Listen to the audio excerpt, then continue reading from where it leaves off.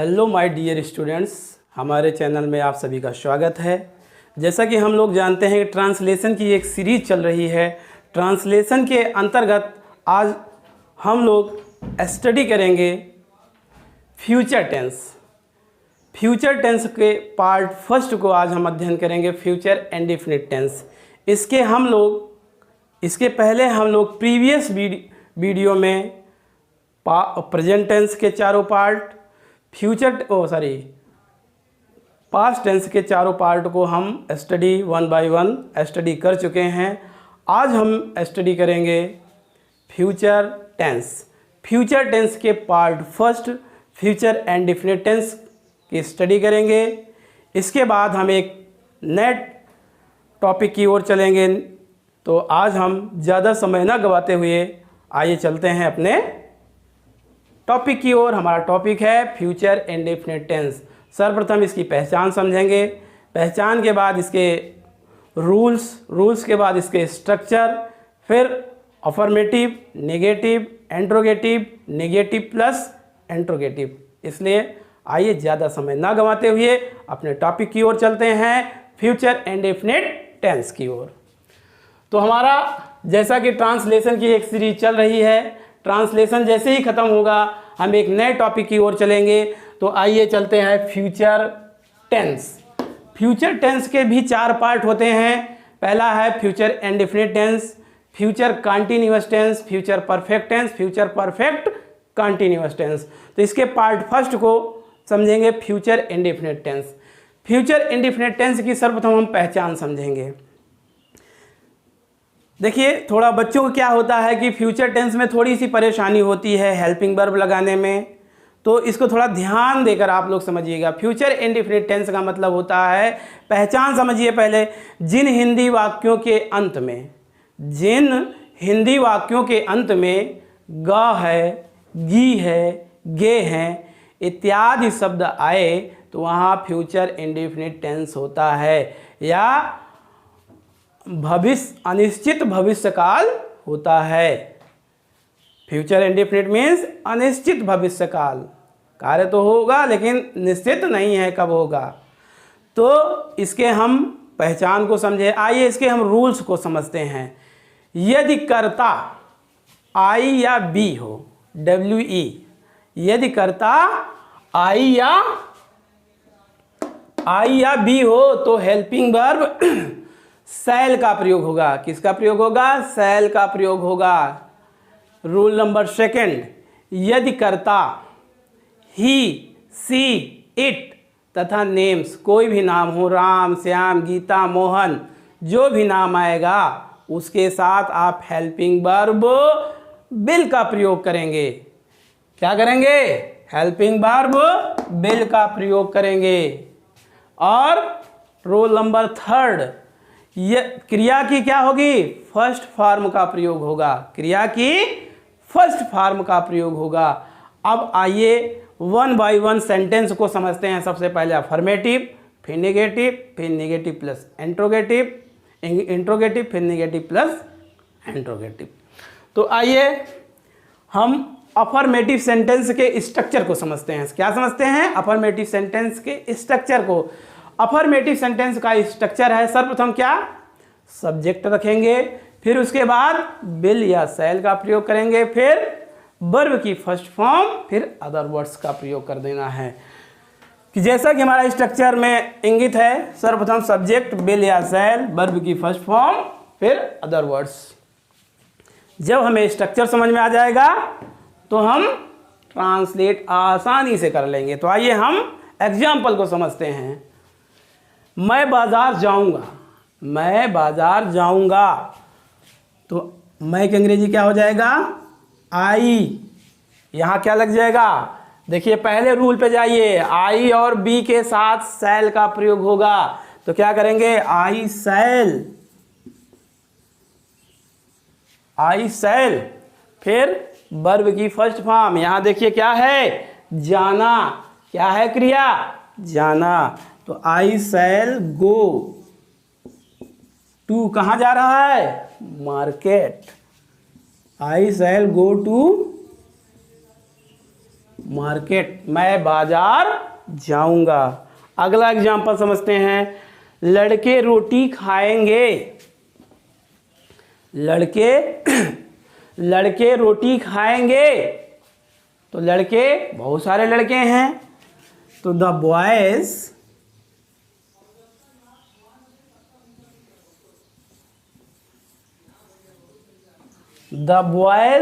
Will. आई और B को छोड़कर चाहे जो भी करता है, आपको हेल्पिंग वर्ब विल का ही प्रयोग करना है। The boys will eat bread. The boys will eat bread. तुम लोग उसे पढ़ाओगे। तुम लोग उसे पढ़ाओगे। तो क्या हो जाएगा? You will teach him.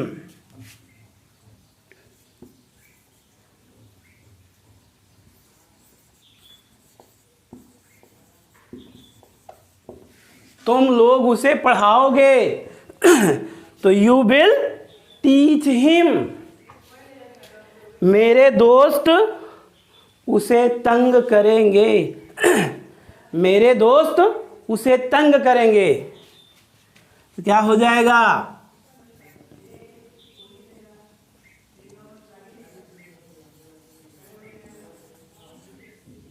My friend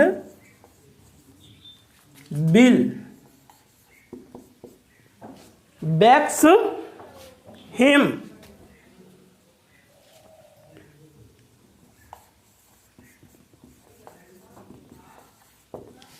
my friend will vex him.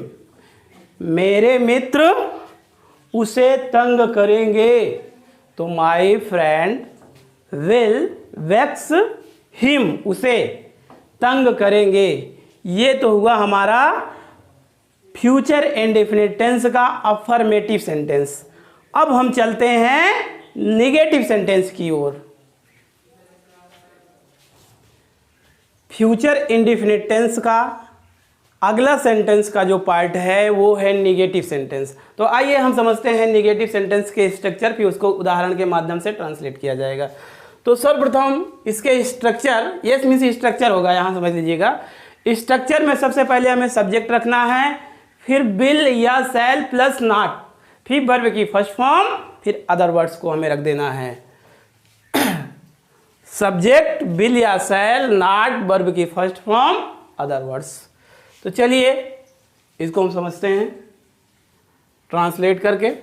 मैं यह काम नहीं करूँगा। मैं यह काम नहीं करूँगा। क्या हो जाएगा?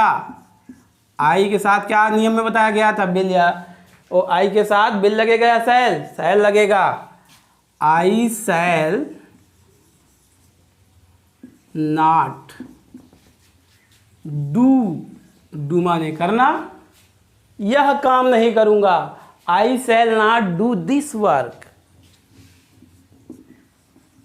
दिस वर्क, मैं यह काम नहीं करूंगा। अगला, वह पत्र नहीं लिखेगी। वह पत्र नहीं लिखेगी। तो she will not write a letter. She will not write a letter, वह पत्र नहीं लिखेगी। अगला, तुम मेरी मदद नहीं करोगे। तुम मेरी मदद नहीं करोगे। तो क्या हो जाएगा? You will not help me. You will not help me, तुम मेरी मदद नहीं करोगे। वह सब स्कूल नहीं जाएंगे। काहे नहीं जाएंगे भाई? वह सब स्कूल नहीं जाएंगे। तो क्या हो जाएगा? दे will not go to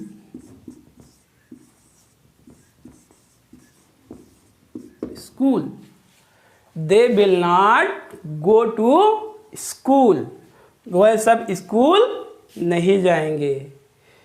तो ये हुआ हमारा नेगेटिव सेंटेंस। अब हम चलेंगे इंट्रोगेटिव सेंटेंस की ओर। आइए चलते हैं इंट्रोगेटिव सेंटेंस की ओर। इंट्रोगेटिव सेंटेंस के सबसे पहले स्ट्रक्चर समझेंगे, फिर एग्जाम्पल को समझेंगे। तो हमारा स्ट्रक्चर कह रहा है कि सर्वप्रथम अगर क्या क्यों पहले आ जाता है तो उसकी अंग्रेजी नहीं लिखी जाती, बल्कि उसके स्थान पर हेल्पिंग वर्ब का प्रयोग किया जाता है। तो हेल्पिंग वर्ब यहाँ विल या शैल का प्रयोग होता है, तो हमें विल या शैल का प्रयोग सर्वप्रथम करना है, फिर सब्जेक्ट, फिर वर्ब की फर्स्ट फॉर्म, फिर अदर वर्ड्स का प्रयोग करना है। तो आइए इसको एग्जाम्पल से समझा जाता है। क्या, देखिए क्या शब्द आया, तो ये अर्थात विल या शैल का हमें पहले प्रयोग करना है। क्या वह परीक्षा देगी, क्या वह परीक्षा देगी, क्या हो जाएगा,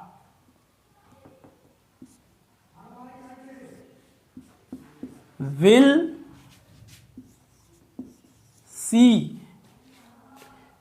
सी appear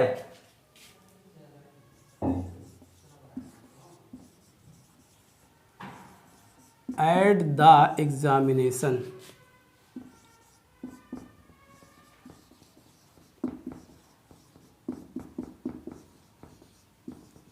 क्या वह परीक्षा देगी, will see appear at the examination। क्या वह परीक्षा देगी, will see appear at the examination। क्या मैं गीत गाऊंगा, क्या मैं गीत गाऊंगा, तो यहाँ मैं शब्द आया है, तो इसके लिए क्या प्रयोग करेंगे, इसके लिए शैल का प्रयोग करेंगे। शैल आई सिंग अ सॉन्ग। क्या मैं गीत गाऊंगा, तो शैल आई सिंग अ सॉन्ग। क्या भारतीय किसान आराम करेंगे, क्या भारतीय किसान will Indian farmers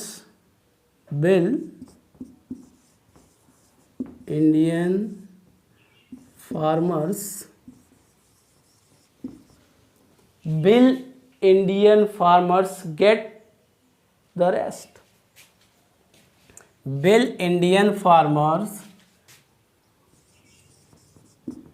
get the rest। क्या भारतीय किसान आराम करेंगे, तो will Indian farmers get the rest, या take the rest यहां कर दीजिए, टेक द रेस्ट। क्या भारतीय किसान आराम करेंगे, तो will Indian farmers take the rest. अगला क्या है, क्या तुम क्रिकेट खेलोगे, क्या तुम क्रिकेट खेलोगे, तो will you play cricket.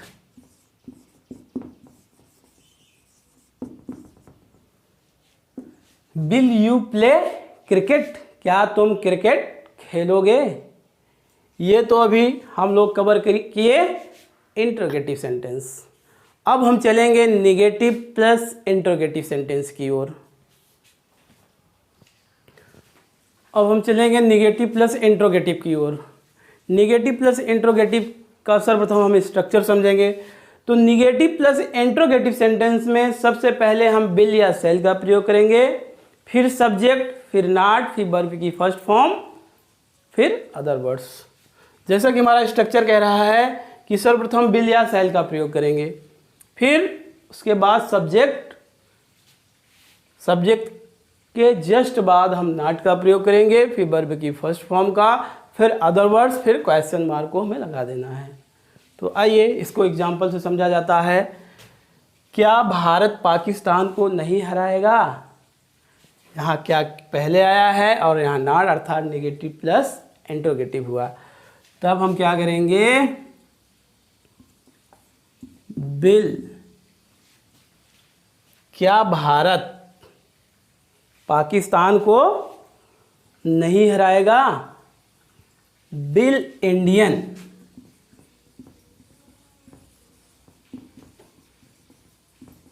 Not defeat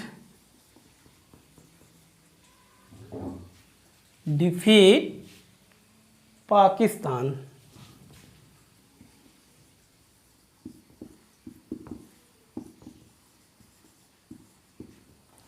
क्या भारत पाकिस्तान को नहीं हराएगा? तो will Indian not defeat Pakistan? क्या भारत पाकिस्तान को नहीं हराएगा? अगला, क्या आज वर्षा नहीं होगी?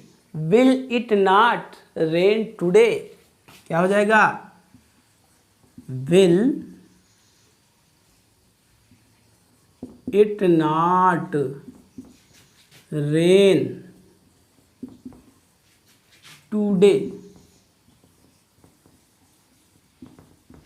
क्या आज वर्षा नहीं होगी? Will it not rain today?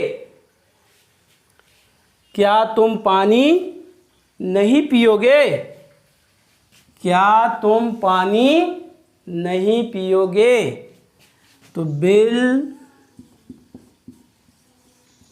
You not drink water?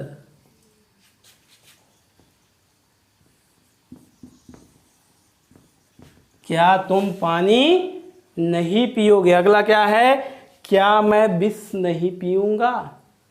क्या मैं विष नहीं पीऊंगा? तो शैल आई नॉट ड्रिंक पॉइजन? POISON? क्या मैं विष नहीं पीऊंगा? तो शैल आई नॉट ड्रिंक पॉइजन? ये तो हुआ हमारा निगेटिव प्लस इंट्रोगेटिव सेंटेंस। अब हम इसके कुछ स्पेशल रूल्स हैं, हम कुछ स्पेशल रूल की ओर चलते हैं। तो आइए इसके एक दो स्पेशल रूल हैं, इसके स्पेशल रूल की ओर चलते हैं। यदि वाक्य का प्रारंभ इफ या एज इफ से प्रारंभ होता है तो हम पहला सेंटेंस, इसमें दो सेंटेंस आते हैं, तो पहले सेंटेंस को हम प्रेजेंट इंडेफिनिट टेंस में रख देते हैं और दूसरे सेंटेंस को फ्यूचर इंडेफिनिट टेंस में रख देते हैं। इफ या एज इफ से जब वास्तविक स्थिति का बोध होगा। कब होगा? लेकिन जब वास्तविक स्थिति का बोध होगा तो एज या एज इफ के बाद जब वास्तविक स्थिति का बोध होता है तो पहला प्रेजेंट इंडेफिनिट टेंस में होगा और दूसरा वाक्य फ्यूचर इंडेफिनिट टेंस में होगा। आइए इसको हम एग्जाम्पल से समझते हैं। यदि तुम मुझे खून दोगे तो मैं तुझे आज़ादी दूंगा। यदि, यहाँ यदि है अर्थात इफ से वाक्य प्रारंभ हुआ है। यदि तुम मुझे खून दोगे तो मैं तुझे आज़ादी दूंगा, तो पहला प्रेजेंट इंडेफिनिट में कर दीजिए और दूसरा फ्यूचर इंडेफिनिट में कर दीजिए। If you give me blood, if you give me blood I shall, यदि तुम मुझे खून दोगे तो मैं तुझे आज़ादी दूंगा। I shall get you freedom,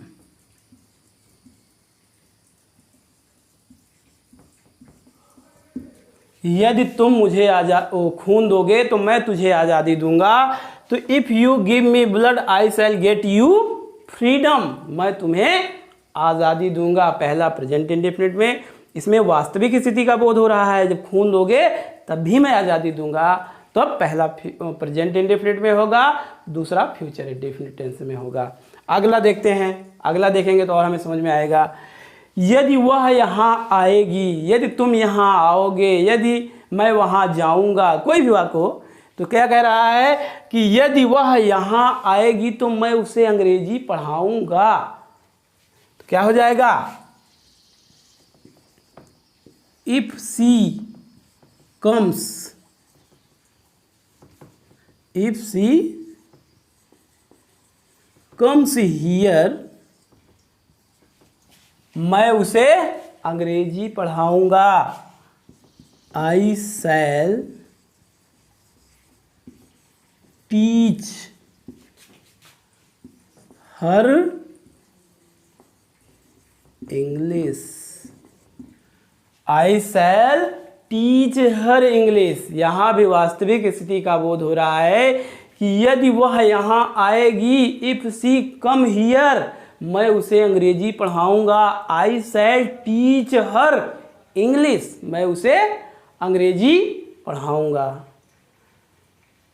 तो हम लोगों ने बारी बारी से इसके पहचान को समझा, इसके सेंटेंस के वन बाय वन करके स्ट्रक्चर और एग्जाम्पल को समझे। आशा है कि आप लोगों को यह वीडियो अच्छा लगा होगा। तब अब एक नए वीडियो के साथ हम लोग एक नए जोश और जुनून के साथ पुनः मिलेंगे। तब तक के लिए बाय।